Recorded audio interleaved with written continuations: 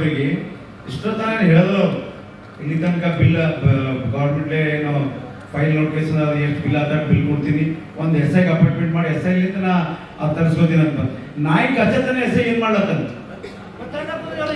ನಾಯಿ ಕಚ್ಕೋ ಏರಿಯಾದ ಓಡಾಡಿ ಕಚ್ಚತಾನ S I ಕೆಲಸ ಏನದ? ಕಬೀರ್ ಸಾಬ್ರೆ ಏನ್ ಮಾಡ್ತಾನೆ ಎಸ್ ಐ? ಅವ್ನ ಡ್ಯೂಟಿ ಅದ ಎಸ್ ಐದು ಡ್ಯೂಟಿ ಅದ ಸರ್ ಎಸ್ ಐದು ಎಸ್ ಐ ಡ್ಯೂಟಿ ಅದ. ಅವಾಗ ಏರಿಯಾ ಓಡಾಡ್ಬೇಕು ಮಾಡ್ಬೇಕಿಲ್ಲ. ಈ ನಾಯಿ ಕಚ್ಚಿದ ಮೇಲೆ ಅದು ಟ್ರೀಟ್ಮೆಂಟ್ ಬಿಲ್ ಹೋಗಿ ಹಾಸ್ಪಿಟಲ್ ಹೋಗಿ ನೋಡ್ಲಕ್ಕ ಅವ್ನಿಗೆ ಎಸ್ ಐ ಬೇಕು. ಆ ಏರಿಯಾ ಓಡಾಡಕ್ಕೆ ಎಸ್ ಐ ಬೇಡ. ಎಸ್ ಐ ಕೆಲಸ ಇಲ್ಲ ಸರ್.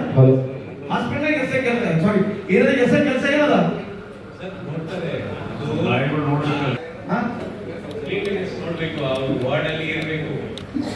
ಈಗ ನಮ್ಮ ಸದಸ್ಯರಿಗೆ ಜಡ್ಜ್ ಹೇಳಿದ್ರು ಮಟನ್ ಶಾಪ್ ಇಲ್ಲ ಅಲ್ಲಿ ಯಾರು ನೋಡ್ರಿ ಅಂತ ಹೇಳುದು. ಆ ಮಟನ್ ಶಾಪ್ ಗಾಡಿ ತಂಗಿಸಿದ್ರು ವೆಹಿಕಲ್ ನಮ್ ಗ್ಯಾರೇಜ್ ಆಗದ ಆ ಕಾಂಟ್ರಾಕ್ಟರ್ ಇರ್ಬೋದು ಇಲ್ರಿ ಸರ್? ಮಟನ್ ಏನು ಇದು ಸ್ಪೆಷಲ್ ಹೋಯ್ತಿನಲ್ರಿ ಅವ್ನಿಗೆ ಟೆಂಡರ್ ಆಗಿಲ್ಲ, ನೀ ಹ್ಯಾಂಗ ಹೋಯ್ತು ಅಂತ ಹೇಳಿ ಗಾಡಿ ತಕ್ಕ ನಮ್ ಕಾರ್ಪೊರೇಷನ್ ಹಚ್ಚಾರ ಗಾಡಿ. ಯಾರ ಹಚ್ಚಾರ ಕೇಳೋದು? ಯಾರ ಹಚ್ಚಾರ ಅನ್ನೋದು? ಯಾರ ಹಚ್ಚಾರ ಕೇಳ್ರಿ? ಏನ್ ಹೇಳೋದು ಕೆಲಸ?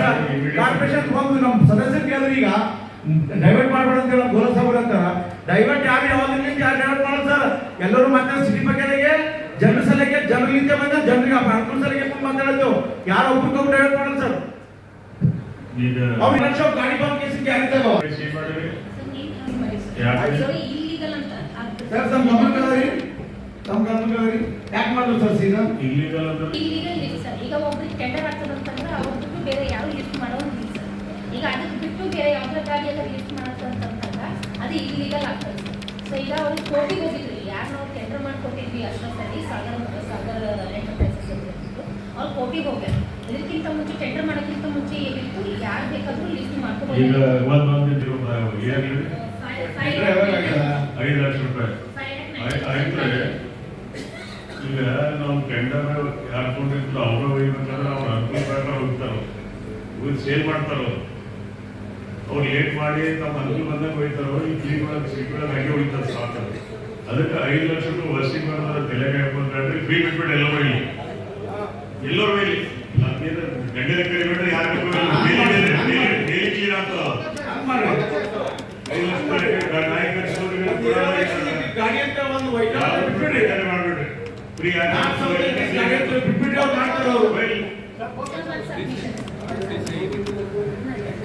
ಟೆಂಡರ್ ಆದ್ಮೇಲೆ ಏನಾಗಿದೆ ಈಗ ಈ ಸಮಸ್ಯೆ ಬಂತವೆ. ಈ ಸಮಸ್ಯೆ ಬಗೆಹರಿಸಲಿಕ್ಕೆ ನಾವು ಟೆಂಡರ್ ರದ್ದು ಮಾಡಬೇಕಾಗಿತ್ತು. ಒಂದು ಇಯರ್ಗೆ ರದ್ದು ಮಾಡ್ಬೇಕಂತ ನಾವು ಪ್ರಯತ್ನ ಪಟ್ಟಿದ್ವಿ. ಅವ್ರು ಹೈಕೋರ್ಟಿಗೆ ಹೋಗಿ ರಿಟ್ ಪಿಟಿಷನ್ ಹಾಕಿದ್ದಾರೆ ಸರ್.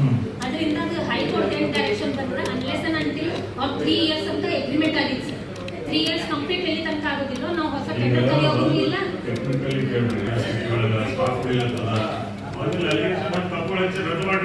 ಎಲ್ಲ ಪ್ರಯತ್ನ ನಾನು ಮಾಡಿ ಸರ್. ಈಗ ಒಬ್ಬನೇ ಹೋಗ್ಬೇಕಂದಾಗ ಈಗ ಈ ರೀತಿ ಆಗತ್ತ ಸಿಟಿ ಉಳಿಲಿಂತದ ವೇಸ್ಟ್ ಅದು ಉಳಿಯಲಿಂದ ಒಂದು ಶಾಪ್ ಹೋಗ್ಬಿಡ್ತಾರ. ಬೆಳಗ್ಗೆ ಆಗಿದ್ದು ಸಾಯಂಕಾಲ ಪೂರ ಗಲೀಜ್ ಆಗ್ತದ ವೇಸ್ಟ್. ಏನ್ ಮಾಡ್ತಾರೆ ಅವ್ರು ಬಂದಿಲ್ಲ ಅಂತಂದ್ರೆ ಯಾರು ಟೆಂಡರ್ ಬಂದಿಲ್ಲ ಹೊರಗೆ ಹೋಗ್ಬಿಡ್ತಾರ ಅಲ್ಲಿ इतने गाँव बाइक और कई जगह पे एंथुसियास्ट करने के लिए परमिशन मिला है। लेटेस्ट जजमेंट हैदराबाद का जजमेंट है जहाँ पे कुछ डॉग्स को एंथुसियास्ट करने का कोर्ट ने डायरेक्शन दिया है नॉट सुनिए। और एबीसी रूल में वो प्रोविजन करके दिए हैं हैदराबाद कोर्ट में कि दे कैन एंथुसियास्ट कर सकते हैं कुत्तों को। तो आप PIL मत डालिए, मेरा एक सजेशन है, then it's all up to you. वो जजमेंट काफी बड़ा तो है, मैं दे देता हूँ, उनके पास होगा भी सर के पास। तो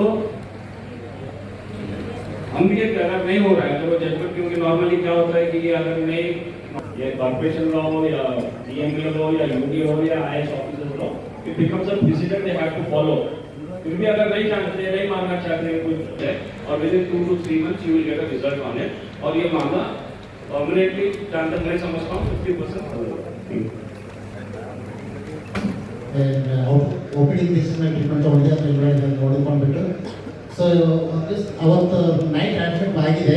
ಸೊ ನೈಟ್ ಅಡ್ಮಿಟ್ ಆಗಿಬಿಟ್ಟು ಮತ್ತು ನೈಟ್ ಸೇಮ್ ಡೇನೇ ಡಿಸ್ಚಾರ್ಜ್ ಆಗಿ ಹೋಗಿದೆ ಸರ್. ಸೊ ಅದ್ರ ಸಮೇತ ಅವ್ರ ಫೋನ್ ನಂಬರ್ ತೊಗೊಂಡು ಒಂದು ಅಪ್ಲಿಕೇಶನ್ ನಮ್ಮ ಕಚೇರಿಗೆ ಒಂದು ಸೂಚಿಸ್ಬಿಟ್ಟು ಆಮೇಲೆ ಹೆಲ್ತ್ ಇನ್ಸ್ಪೆಕ್ಟರ್ಗಳಿಗೆ ಇನ್ಸ್ಟ್ರಕ್ಷನ್ ಕೊಟ್ಟು ಅವ್ರ ಮನೆಗೆ ಹೋಗಿ ಸ್ವಲ್ಪ ಕಂಡೀಷನ್ ಏನಿದೆ ನೋಡ್ಕೊಂಡು ನಮ್ಗೆ ಒಂದು ಅಪ್ಲಿಕೇಶನ್ ಇಮಿಡಿಯೇಟ್ ಆಗಿ ತಂದುಬಿಟ್ಟು ಅವರಿಗೆ ಕೊಡ್ತಕ್ಕಂಥ ನಮ್ಮ ಕಾರ್ಮಿಕದ ಪರಿಹಾರ ಏನು ಕೊಡಬೇಕು ಕೊಡ್ಲಿಕ್ಕೆ ನಾನು ವ್ಯವಸ್ಥೆ ಮಾಡ್ತೀನಿ ಅಂತೇಳಿ ನಮ್ಮ ಇವರಿಗೆ ಹೇಳಿದ್ದೀನಿ ಸರ್ ನನಗೆ ಇವತ್ತು ಬೆಳಿಗ್ಗೆ ಆಗಿದ್ದೀನಿ. 10,000 ಸರ್ ಮೊನ್ನೆ ಮೊದಲು 5,000 ಇತ್ತು ಸರ್. ಮೊನ್ನೆ ನಮ್ಮ ಕಮಿಟಿ ಮೀಟಿಂಗ್ದಾಗ ಏನಪ್ಪ 10,000 ಅಂತ ಡಿಸೈಡ್ ಮಾಡಿದ್ದೀವಿ. ಇಲ್ಲ ಆಮೇಲೆ ಅಂದರೆ ಸಮಿತಿ ಈಗ ಡೇಟ್ ಆಗಿ ನೋಡ್ಬೇಕಲ್ಲ ಸರ್. ಸೊ ಈಗ ಕಚೇರಿ ನಮ್ಮ ಮಗುಗೆ ಸೊ 5,000 ಕಡಿಮೆ ಆಯ್ತು ಅಂತೇಳಿ 10,000 ಪರಿಹಾರ ಹೆಚ್ಚಿಗೆ ಮಾಡೋಣ ಅಂತ ಹೇಳಿದ್ರು. 10,000 ನಾವು ಕೊಡ್ತೀವಿ ಸರ್. ನಮ್ಮ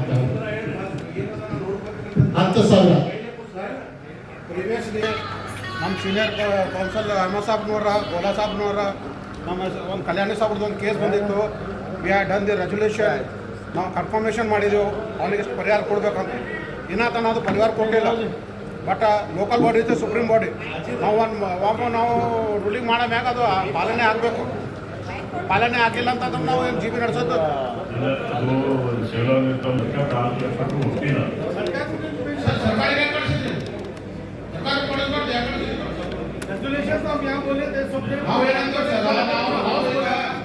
ನಾವು ಸೀನಿಯರ್ ಇದ್ದೀವಿ. ಅವರು ಗೋಲಾ ಸಾಬ್ರು ಹೇಳ್ತಾರೆ we are the supreme body of the counsel. ಆಮ್ಯಾಗ ನಾವು ಒಂದು ರೆಸೊಲ್ಯೂಷನ್ ಮಾಡೋ ಮ್ಯಾಗ ಅದಕ್ಕೆ ಪರಿಹಾರ ಯಾಕೆ ಕೊಡಬೇಡ. ಒಬ್ಬ ನಾವೇನು ನಮ್ಮ ಸಲ ಕೇಳಲಾಗಿರೋ ಸರ್ ಎನಿ ಕಾರ್ಪೊರೇಟರ್ ಬೆನಿಫಿಟ್ ತೊಗೊಳೋದು. ಮತ್ತು ಇದ್ರಾಗ ರಾಜಕಾರಣಿನೂ ಮಾಡೋದು ಬೇಡ್ರಿ. ಹಿಂದೆ ಏನೋ ಒಂದು ರೆಸೊಲ್ಯೂಷನ್ ಆಗ್ಯದ, ಅದಕ್ಕೆ ಮಹತ್ವ ಅದ ಇಲ್ಲ. ಒಮ್ಮೆ ನಾವು ಒಂದು ಜಿ ಬಿನಾಗ ನಾವು ಒಂದು ರೂಲಿಂಗ್ ಮಾಡ್ತೀವಿ, ಕನ್ಫರ್ಮೇಷನ್ ಆಗೋ ಮ್ಯಾಗ ಅದು ಇಂಪ್ಲಿಮೆಂಟೇಷನ್ ಆಗಬೇಕಿಲ್ಲ. ಹಿಂಗಂದ್ರೆ ಅವನು ಕ್ಲಾಸಸ್ ಆಗಬಾರ್ದು. MLA साहब इशू हुआ था, आप कंपनसेशन दिए सर ना, टैक्स वगैरह इशू करे ना. साजिद भाई की मेरे पास फोटो है, ये सब पेपर में गया है. implementation or not? अभी तक लगे सर ना. ಸದಾ ಹರಿಯನ್ ಏನ್ ಮಾಡ್ತೀರಿ ಸರ್? ಅದು मैं बुद्धि आपको एश्योरेंस दिया था आगे. इशू खत्म करके बात करो आपको. अहमद साहब, आज के डेट में उनको क्या देना देते हैं उस पर? जी. आज पंचनामा और मेडिकल ट्रीटमेंट जो है सर, जिसको भी कोविड केस रजिस्टर्ड होता तो उनको डेली या रेगुलर जाके ऑफिसर्स विजिट करते थे कि उनका हेल्थ कैसा हो रहा है, क्या हो रहा है. तो मेरा एक सबमिशन है कमिश्नर सर से कि आप एक हेल्थ ऑफिसर के साथ एक टीम को डेप्यूट करें या उस एरिया के कंसर्न सैनिटरी ऑफिसर को कि एटलीस्ट ट्वाइस ए डे या वंस ए डे जाके एटलीस्ट पेशेंट कैसा है, क्या है, उसका कंडीशन लेके until and unless further treatment वगैरह जाने का नौबत आता है तो फर्दर ट्रीटमेंट जो है कॉर्पोरेशन बेयर कर रहे हैं.